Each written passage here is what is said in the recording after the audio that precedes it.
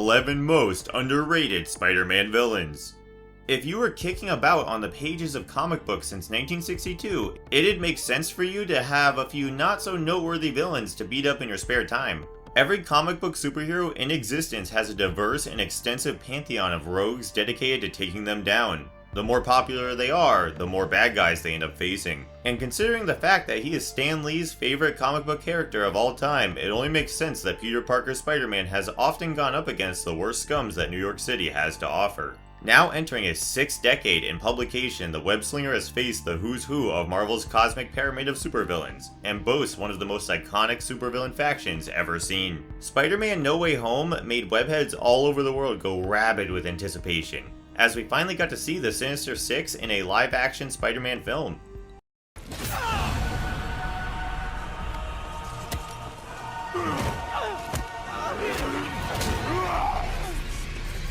Well, kind of, but we'll let Doctor Strange sort out those multiversal shenanigans. It got us thinking though. Spider-Man has one of the best rogues galleries ever penned, and while it was absolutely insane seeing Green Goblin, Doc Ock, and even Venom pop up for a cup of coffee in the MCU, there is an ocean of intriguing yet underutilized baddies that our friendly neighborhood Spider-Man will probably never get to fight on the big stage. And we're not talking about other A-list villains like Scorpion or Kraven the Hunter either. Without further ado, here are the 11 most underrated Spider-Man villains. Before we go into our explanation, we have a very small request. If you like our content, please support us by subscribing to our channel. This is a small click for you, but for us, it means a lot. Thank you. Let's begin. Chameleon! Chameleon. The Chameleon seems to have vanished from people's memories, which is a damn shame for Spider-Man's very first villain. Debuting in Amazing Spider-Man #1, Dmitry Smerdyakov had always had a rough childhood. The illegitimate son of Sergei Kravinoff and half-brother of the future Kraven, he spent his formative years being ignored and abused by his parents. His brother was no exception, though he did acknowledge Dimitri's existence and would even get a kick out of his mischievous impersonations of their neighbors and friends. His uncanny ability to impersonate a human being down to their minute mannerisms attracted the eye of Carl Fires, aka the Finisher, an infamous assassin who trained shape-shifting sleeper agents that could destabilize world governments in the blink of an eye. He called them his chameleons and offered Dmitry the chance to become the perfect spy. Through years of rigorous training, he refined his skills, becoming a master of disguise, able to take on any appearance he wanted within a minute. That's how Dmitry Smerdyakov came to be known as the one and only Chameleon. As the Chameleon, he has terrorized governments and superhero agencies alike with the sheer possibility of his presence amidst them. Originally, he had no powers, and would use prosthetics and makeup to achieve his disguises. Chameleon, stop! Whoa, nice haircut. As years went by, it was revealed that his body had been genetically altered to take on the appearance of any person he chose. His microcomputer belt, aka the image inducer, records the image of the target he wants to impersonate and keeps it stored. It feeds that information into a visual synthesizer that interpolates the rest of the person's appearance on command. And the Chameleon can store thousands of identities in this device, meaning he can be anywhere at any time. His clothing is made from memory material that changes along with his appearance in a matter of seconds, allowing the whole process to go undetected. His weapon of choice is a knockout dart that can incapacitate his target for hours, and he uses smoke bombs and knockout gas to augment the effects. With this equipment, he can infiltrate any place without hesitation and stay in character as long as he needs to, like the time he impersonated Captain America and convinced the Avengers that the original Cap was a fake. Though he has endured a reputation in the comics as a mentally declining sociopath who has no grip on his own identity, the Chameleon deserves more respect for being one of the very few villains to outwit the Webslinger with nothing but his belt buckle. Who are you? My enemies call me Tombstone. Tombstone. Cold as ice, hard as marble. What else would you call a tombstone? That's some top tier dialogue work from Jerry Conway right there. Lonnie Lincoln was born with a curse. As a black man suffering from albinism, he was ostracized from his community and made to feel like a freak. Growing up, people treated him like a monster when he was just a kid looking for companionship. so he decided to become the monster they so feared. Putting his body through intense, bone-breaking training, he gained immense strength, speed, and durability, quickly becoming his high school's most feared bully. The only person who escaped his extortion was Joseph Robertson, as he was the one guy who didn't treat Lonnie with hostility, and he took that as a token of friendship. All that would come crashing down, however, when Robbie was caught trying to write an expose on Lonnie's bullying exploits as the notorious Tombstone. But I'm late for a funeral! Yours! This sealed Lonnie Lincoln's fate as a brutal strongman and effectively marked Robbie Robertson for death. Now a part of America's criminal underbelly, Tombstone quickly rose through the ranks of the mob as a brutally effective enforcer and assassin who went virtually unopposed. And after taking a look at his stats, it's hard to question why. Though the animated show gives him his abilities and appearance via a vat of toxic chemicals as opposed to his comic origins, when it comes to the action, there is no difference. He's freakishly strong, able to lift 6 tons with ease and packing wall-shattering impact in his punches. His conditioning is beyond peak level, as he can fight for hours on end without getting fatigued. Tombstone's physiology has been warped to make him highly durable to extreme temperatures, ranging from 1200 degrees Fahrenheit to negative 80 degrees Fahrenheit and all forms of physical injuries, including high caliber bullets that usually pierce through any kind of armor you'd have on. All this and years of combat prowess make him one of the deadliest individuals in the mob. He proved as much by going toe-to-toe in a killing contest with Taskmaster, one of Marvel's most efficient killers. Though he is going to be remembered as Silvermane's personal hitman, and the guy who made Robbie's son break bad, Tombstone deserves to be portrayed in all his gothic glory as the knuckle-busting madman he truly is.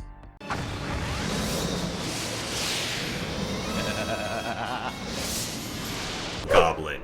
No, Ned, we don't think you're going to become a supervillain anytime soon either, unless you fall victim to brainwashing, in which case, run. Many people have donned the mantle of Hobgoblin over the decades, including MCU Spider-Man's best friend and Roderick Kingsley, the original Hobgoblin. But there is no one more synonymous with Marvel's second best pumpkin bomber than Jason Philip Massendale, courtesy of Spider-Man the Animated Series. He started out life as a petty crook, committing thefts and robberies under the guise of the Hobgoblin, and quickly amassing a fortune with successful heists. He wasn't ambitionless though. Throughout his criminal journey, he had heard tales of the fabled crime city and its infamous kingpin, who had a chokehold on the entire world's criminal activities. Massendale initially dismissed its existence, but became convinced that it's real and gradually started putting together a plan to become the new kingpin of crime. Massendale had a working relationship with Norman Osborn, a scientist affiliated with the Kingpin who had held a personal grudge against the crime lord. Osborn struck a deal with Massendale. He'd give the crook advanced Oscorp weaponry and a hefty paycheck in exchange for Wilson Fisk's life. What kind of luck?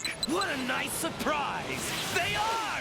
And so, the Hobgoblin took to the air, flying in his glider across New York City, dropping pumpkin bombs all over the place. As the Hobgoblin, Massendale quickly established a name for himself as a destructive, shrewd, and borderline maniacal supervillain who was a nuisance for Spider-Man and Kingpin alike.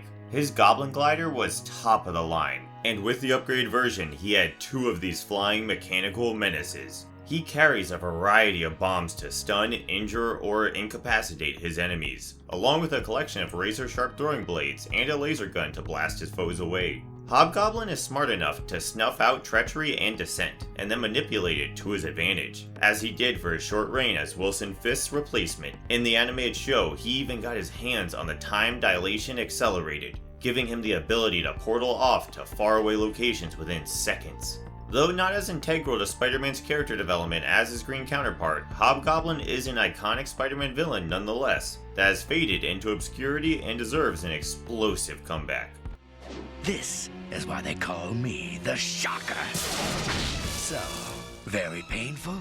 Shocker. To say that life hasn't been kind to Herman Schultz would be an understatement. Having lost his parents as an infant, Schultz turned to a life of crime for sustenance. Only problem was, he wasn't all that good at committing crimes, and would find himself behind bars frequently. During one particularly harrowing prison stint, Schultz created something that would change his life forever. In the prison workshop, he used his engineering skills to piece together vibro gauntlets that emitted shockwaves capable of decimating massive structures with a single tap of his thumb. To protect himself from the impact, he fashioned a suit made from shock-absorbent patches of yellow quilt that effectively negated his gauntlet's effects for him.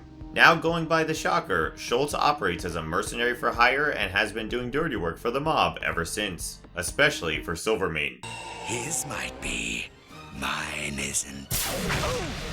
In the animated series, Shocker was introduced by a certain evil genius we will meet later in this list, to help Kingpin recover Prometheum X from Eddie Brock. And although his identity is never revealed, we'll work under the assumption that it is Schultz himself. Regardless of which iteration you prefer following, the innate threat that Shocker poses can never be disregarded. His vibro gauntlets are certified lethal, actually allowing Shocker to defeat Spider-Man in their first encounter and making him a mortal enemy of the Clintar.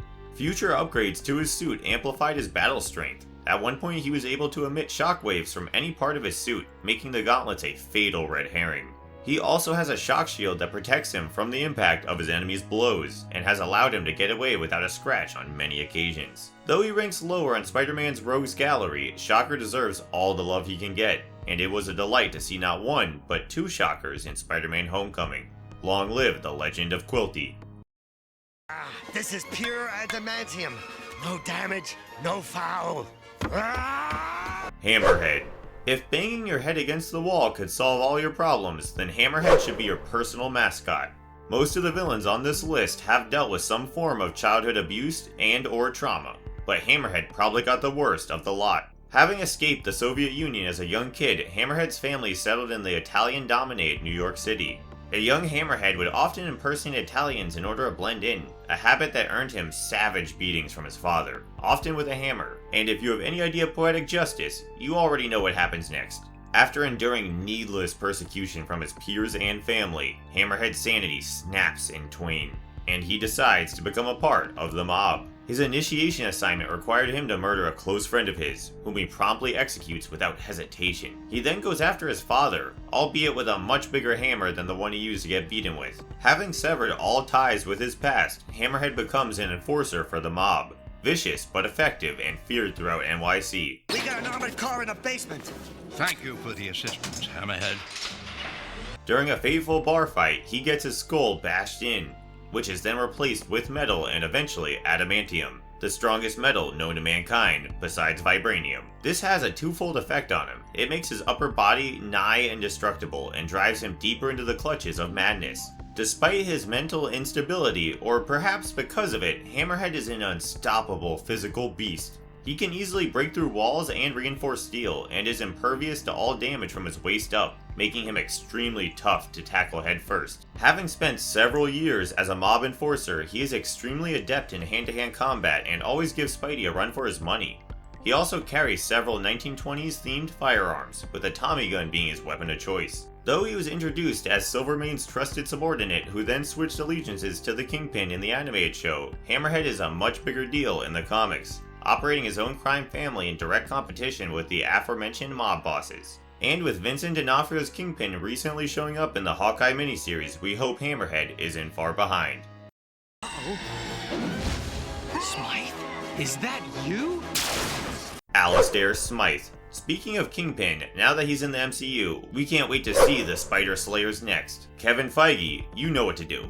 These arachnoid robot killers were a crowning achievement of Spider-Man the Animated Series, in which they posed a legitimate threat to Spidey's life and damn near finished the job too. Spencer Smythe might have introduced them to the Wallcrawler's Rogues Gallery, but it was his son Alistair who would take up and perfect his father's legacy. And it all started with good old-fashioned revenge. After his father supposedly fell victim to Spider-Man, Alistair developed a deep-rooted hatred for him, and directed all his energy into destroying the man who killed his father. He would achieve this through two simple steps: allying with Spider-Man's enemies and upgrading his father's Spider Slayer drones. So he strikes a deal with the Kingpin and gets to work, fashioning cybernetic assassins that are specifically designed to kill Spider-Man once and for all. There's a difference in how his plans unfold in the comics and the animated show. In the comics, he splits with Kingpin after a disagreement and goes solo, whereas in the show, he's basically stuck working for him. SMYTHE loved robots, and now his son has become one.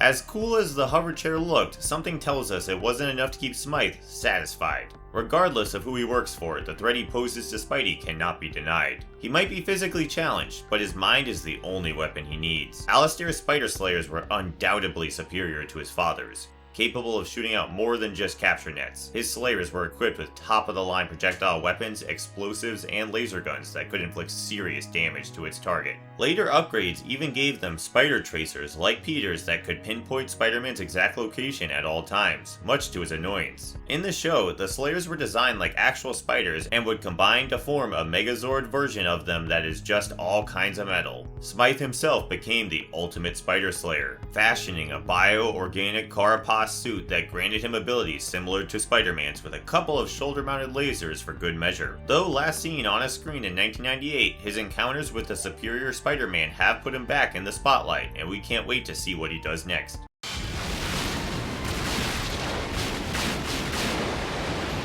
Hydro Man.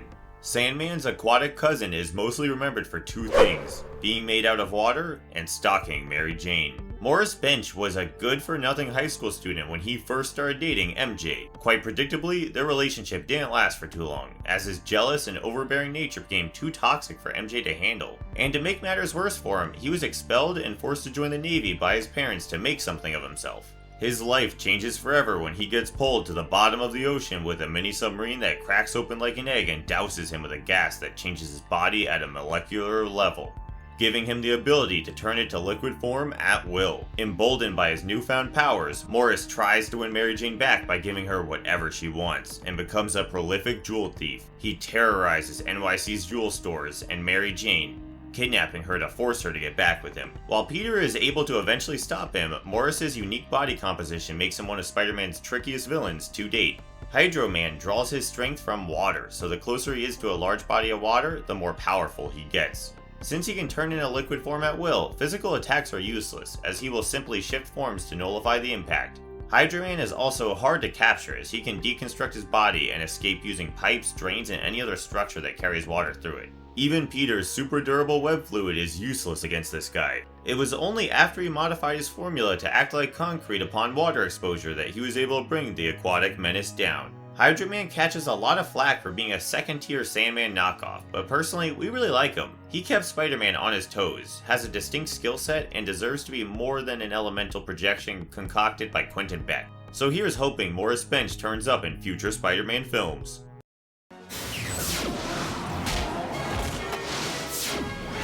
What are you, some kind of The Spot.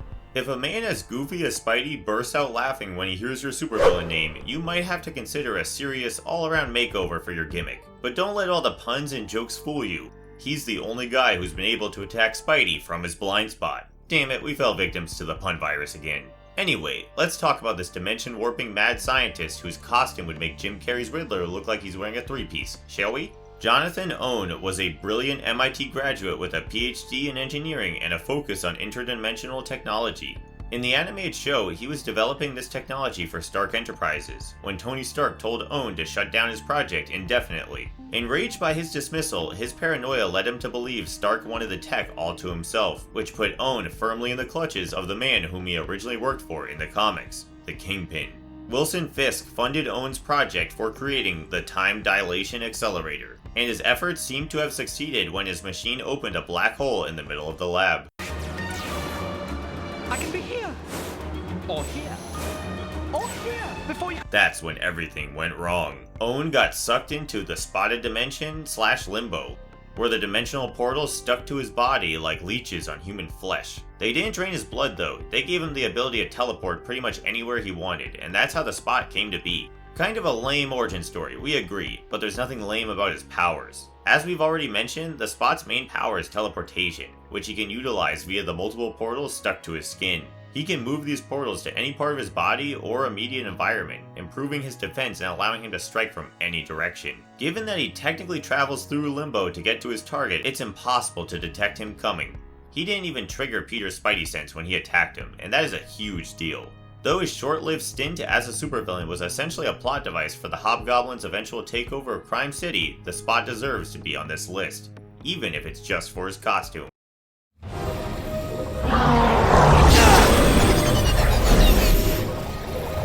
Swarm. Fritz von Meyer was one of Hitler's top scientists, specializing in toxicology and malidology, aka the scientific study of bees. After World War II, he fled to South America and became an apiarist to lay low, but a fascinating discovery would transform Meyer's life in ways he couldn't have imagined. He found a colony of mutated bees that exhibited high, near-human levels of intelligence and was naturally curious about their evolutionary trajectory. He planned to kidnap the queen of the hive and conduct experiments on her to reveal the hive's secrets. To his horror, the bees swarmed around him and ate him alive, leaving only his bones in the wake of their feast. But their mutation allowed Meyer's consciousness to live on in the bees, creating a literal hive mind of killer bugs that covered his dead skeleton like a suit of armor. And that, ladies and gentlemen, is how the notorious Swarm came to be. Wait! Yep, he's a literal swarm of physically linked bees that can be defeated with the right type of insecticide, which is exactly what Spider-Man did. But no matter how bizarre the idea of a swarm of Nazi bees sounds to you, we can't deny having a morbid fascination with Swarm. And once he gets used to his powers, he can be tricky to beat. Swarm can fly, naturally, but he can also disperse his body by making his hive scatter, which increases his elusiveness and gives him the commanding position on the battlefield. Over time, Swarm has shown the ability to manipulate other insect forms as well, and in one particularly memorable storyline, tries to cause a global plague that would put bees in control of humans with him as their ruler. Is he silly? Yes. Is he objectively gross? Of course he is. Are we still gonna wish the MCU CGI's 1,000 bugs attacking Tom Holland with their Aryan stingers? You bet your ass we will. Uncle Raymond? You're the Jackal? Jackal. Fans of the live-action Spider-Man films and animated TV shows might not recognize this entry. Miles Warren has visited our TV screens in 2 separate animated shows now, but we've never seen his maniacal alter ego properly manifest itself. And if you ask die-hard webheads, that is a good thing. A gifted bioengineer who specializes in genetics, he was a professor at Empire State University who developed a perverse crush on one of his students, Gwen Stacy. Although he was a brilliant scientist, his mental health was rapidly deteriorating, and when Gwen died because of Green Goblin's sadistic mind games, Warren pinned the blame on Spider-Man and vowed revenge against the man who stole his love. He tried cloning Gwen back to life, and even discovered Peter's costumed identity thanks to his experiments.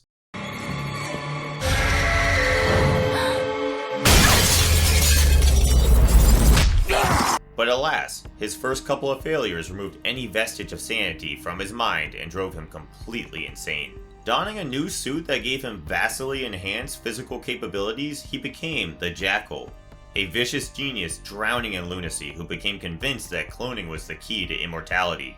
Later on, his powers were made innate and explained as a genetic mutation, but regardless of the retcons, it can't be denied that Jackal is one of the biggest threats Spider-Man has ever faced. His strength, speed, agility, and reflexes are off the charts. But what makes him a true menace is his cloning technology. If you hadn't guessed already, Jackal is the man responsible for the infamous Clone Saga, which saw Peter Parker leave the mantle of Spider-Man behind as he was convinced that he himself was a clone. By that metric, Jackal has to be one of the most successful Spider-Man villains to never get mentioned in casual conversation, which is a travesty in our opinion. This crazy bastard would give Loki a run for his money, and continues to exist as a perpetual thorn in Spidey's webbing. If you're somehow still apprehensive of his effectiveness as a supervillain, go read the Dead No More storyline, and then join us at the Jackal Appreciation Forum. SHATHRA. Let us ask you this, what gave Spider-Man his powers? Yes, the spider that bit him obviously. But what was so special about this spider? As far as we can tell, Spider-Man isn't an anthropomorphic hybrid or a mutant because he doesn't possess the X gene. So what makes the Webslinger one of the strongest characters in Marvel? Well, Spider-Man is a cosmic totem, a spiritual incarnation of spider deities who oversee the web of life and destiny and maintain order throughout the multiverse.